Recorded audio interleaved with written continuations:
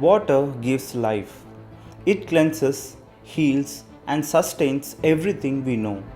So, why is it that some enlightened yogis, after reaching profound states of realization, become extremely cautious around water? Why do certain yogic traditions place strange restrictions on bathing, crossing rivers, or even touching large bodies of water after deep inner awakening?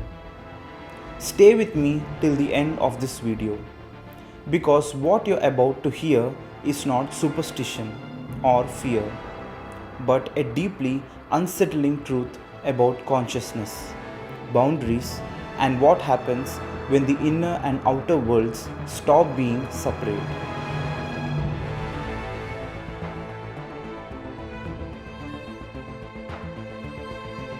Enlightenment changes how reality is experienced. When we hear the word enlightenment, we imagine peace, bliss, and freedom. But yogic science never described enlightenment as a pleasant psychological state. It described it as a fundamental rewiring of perception. For an enlightened being, the sense of me and world becomes porous. Boundaries soften. The body is no longer experienced as a sealed unit, but as a vibrant field of energy constantly interacting with everything around it. Water, in yogic understanding, is not neutral matter. It is one of the most absorbent and transmissive elements in existence. And that changes everything. Water is a carrier of information. Modern science is only beginning to explore this, but yogis knew it intuitively. Water carries memory, vibration, and imprint. Every river flows through death, life, decay, emotion, and intention. Every lake absorbs the psychological and biological residue of its surroundings. Every ocean holds the imprint of millions of lives. For an ordinary person, these influences barely register. But for someone whose perception is wide open, water is no longer just water. It becomes an overwhelming carrier of external information. In mystic musings, Sadhguru once spoke about heightened sensitivity after awakening. When your perception expands, what once felt harmless can become overpowering. You must learn discernment, not fear. He explained that advanced yogis don't avoid elements because they are weak, but because they are too open. Water doesn't attack them, it enters them. Why water is especially potent among all five elements? Water has a unique property. It dissolves boundaries. That's why rituals use water for purification. That's why emotions are described as flowing. That's why tears, blood, rain, and rivers are symbolically connected. For an enlightened being whose internal structure is no longer rigid, water can blur the line between inner and outer energies. In deep states, immersion in water can cause destabilization, sudden emotional floods, energetic overload, or loss of bodily orientation.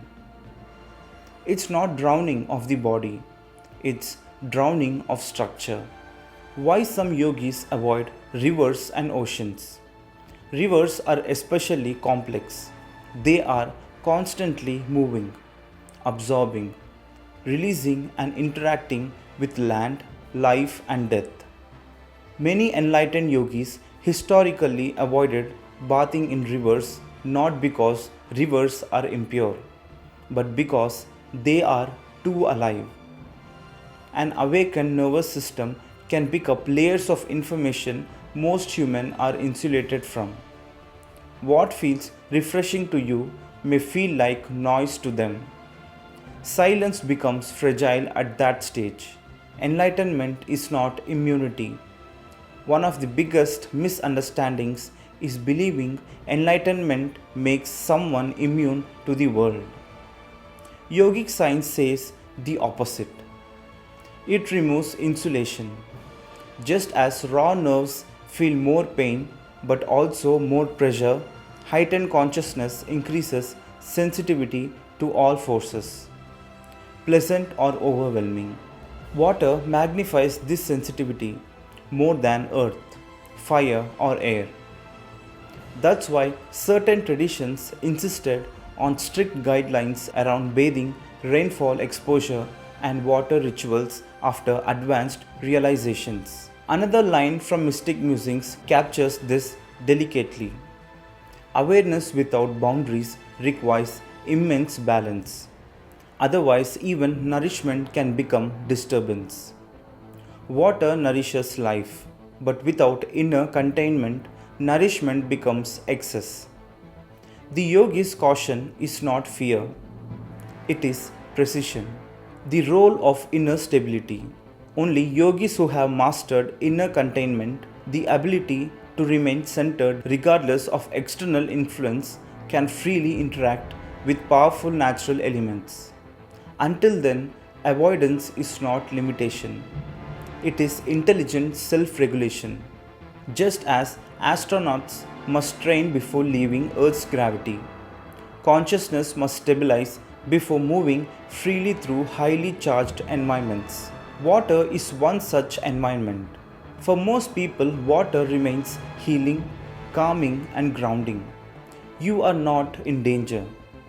But this understanding reveals something profound. As consciousness expands, responsibility increases.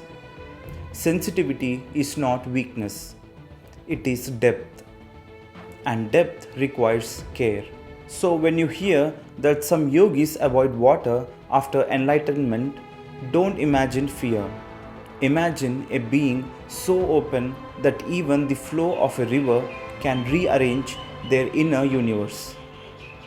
If this video changed how you look at enlightenment and sensitivity, share it with someone who believes awakening is just peace and bliss.